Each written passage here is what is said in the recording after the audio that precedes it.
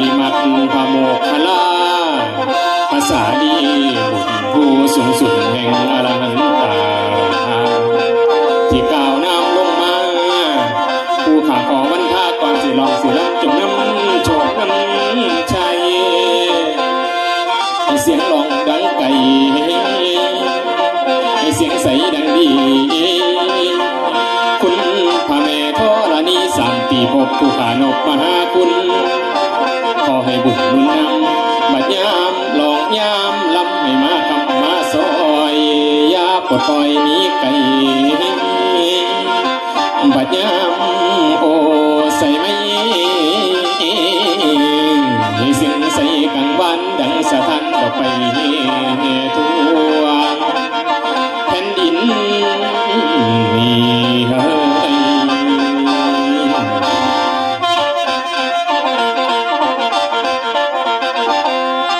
โอ้ละน้อง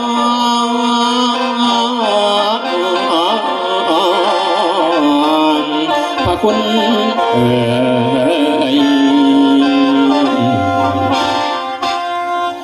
ละเม็นว่าสาธุเด้อผู้กะก้มกราบไหว้คุณแห่งอาจารย์ผู้กะขอวันทานพระคุณดวงแก้วสาธุเด้อขอให้มาเทียมข้างพญามลำห้องแอวกับคนหนึ่งระลึกถึงเทพไถมาคำซอยปองกับคนสองระลึกถึงคุณเจ้าอินพรหมยมราชไพศาลพำผ่องนารายเจ้าพำกันสาผู้เด้อขอให้ลงจากสันสวรรค์แห่งดาวดึงจงเสด็จลงมาซอยลำวันนี้สาธุเด้อได้ยินเสียงวอนไหวเสด็จลงมาซอยอย่าได้ถอยอ่อนลาปัญญาสู่ต่อเขากับคนสำระลึกถึงผู้เจ้าองค์เอกพระฤาษีผู้ทรงมีอิทธิฤทธิ์และสุขแสงแปลงลางทางใดกิริยาออกทางใดกิริยาออกทาขอให้แต่งเป็นให้งามลำตัวกายโยระยะใหญ่ป่านว่าหงเพิ่นขออัญเชิญลงมาซอยลำวันนี้อัญชุลีพร้อมผู้บ่าข่าวทานคุณอาจารย์ผู้ประสิทธิ์ปานสัตว์ให้ลำในแนวก่อนผู้อักษรเป็นตำราเขียนไว้ภาษาไทยได้อ่านอย่าให้เสียงผู้ข้าบกพร่องต่ำสูงสาทุกเรื่องขอให้สมมาตรมุงผู้ขาอ่อนวอนขอผู้ขาย่อมือนบเป็นเสียงเพียงเก่า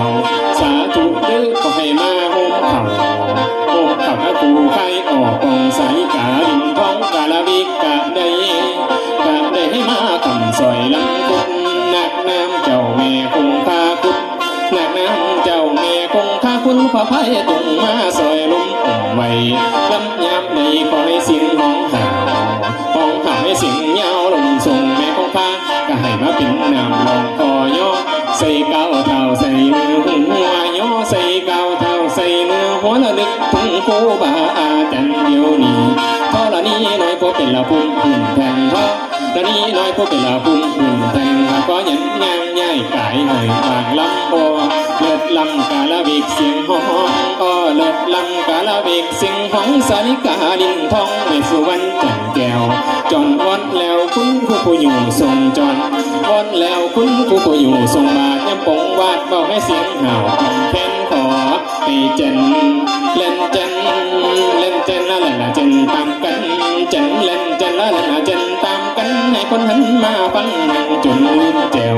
สาธุเด้อคุณพระแป้งบุญคุ้มผู้ปัญญากากินผู้กสิงแจ้งสู่ให้ลำได้ยืนเขาเทพพระเจ้าสถิตอยู่ภูมิสถานเทพพระเจ้าสถิตอยู่ภูมิสถานพระเขาบรรทานกกล่าวเสริญภูมิเจ้า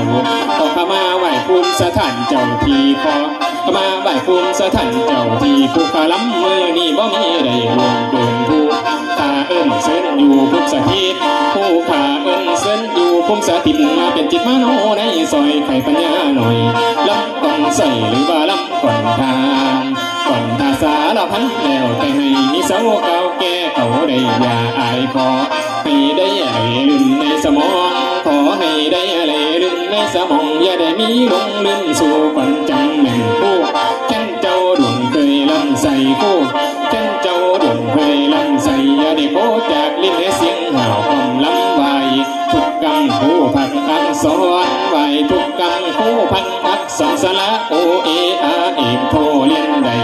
ลำยำดีอย่าได้มีคัดของไว้ตามอาจารย์สอนสั่งพุทธรัตน์ตาหนึ่งธรรมรัตน์ตาหนึ่งสังฆรัตน์ตาหนึ่งเป็นที่พึ่งผู้ขัดให้มาสี่ปองไข่ให้มาสี่ปองไข่ขอบคุณหลายๆเด้อสำหรับปัจจัยเล็กๆน้อยๆรางวัลนำใจให้เจ้าสุขขี้มันเสมอมันเครื่อไม่เด้อคุณพ่อเด้อความเจ็บอย่าให้ได้ความไข่อย่าให้มีบุญพลากรรมอยู่ให้หุ่งเรื่องในฟ้องทำให้อยู่ดีสบายสู่วันบ่มีเวียนเพื่อจะท่านใส่แจงแย่งไปใส่สองท่านฝ่าบ่หงายแผ่นดินบ่ปิ่นสูบทวนทั่วกันจะแล้วเอาบ่เว้าหลายยายห่างดอกผู้สุดท้ายแล้วล่ะเอายาวล่ำยาวบางทีป่าตลา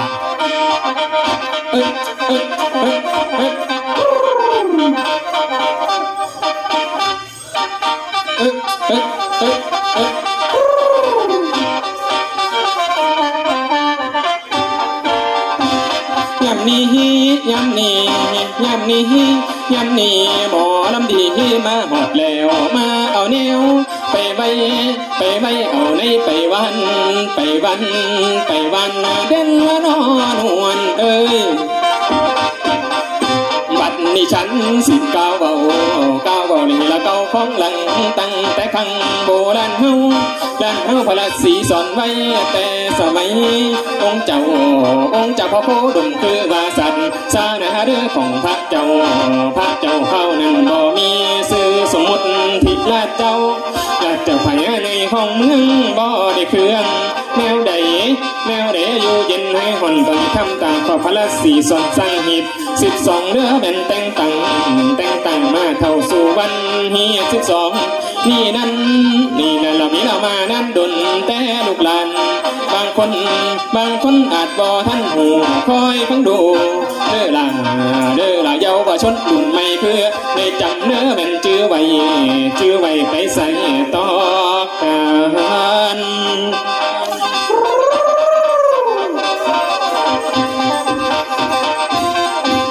เอาเด้อพวกนี้ล่ะพ่อเอาเด้อพวกนี้ล่ะแม่ฮีด12คือหยังจงฟังเอาไว้เด้อลูกกาหันเดือนไอ้ก็ทำบุญคุณค่าพระส่งทุ่งเด้อเม่นทวนนาก็เตรียมพร้อมเข้ากำพอถึงเดือนนี่นั่นเราพื้นเราทันจัดหาลัวเดือพื้นหามาใส่เงินเตรียมไว้เดือนยี่ทำบุญให้ก็เป็นท่านปล่อยวานบุญคนลานเด้อแม่นกะเบากะบ่ถวายเขาไม่นำนี่ละบุญคุณค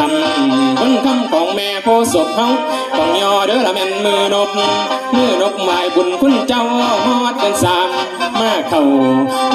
เอาบุญเข้าจีฮอดเดือน4เอาบุญละฟังทำตีบ่งั้นตึมทำใจเป็นอยู่ว่าเป็นคิดแต่ข้าวลงเล่นอย่ามาลงเล่นมวนอีกจัดมวนเด้อแม่นดอกไม้มาไว้คบคันนิมนต์พระบ้านนี่นิมนต์พระบ้านมาเทศพบจบกันว่าบุญพาเวทบนพาท่าพันฟังแค่3กันโทสะพ้นตอนตุนจนมาถึงเด้อละแม่นตอนภายนครกันมันมวนหอดเดือน5ตัวสงกันแห่งด่วนก็สงน้ำมวนเพลินเหลือบนเนาเพิ่นกะเอิญแล้วก็ละมวนเหลือไหลพวกหญิงชายพากันละมอละงั้นลงเล่นบ่มีเบนวันมือบ่ถือกันเล่นมวนเล่นอีบอนเด้อแม่นส่อนผ้าหาไม่ต่อยขี้พอสำคัญแม่นบุญนี้เอิ้นว่าทดสงกันหาน้ำหอมทดสงพระปฏิมาทานและสงการคนเท่า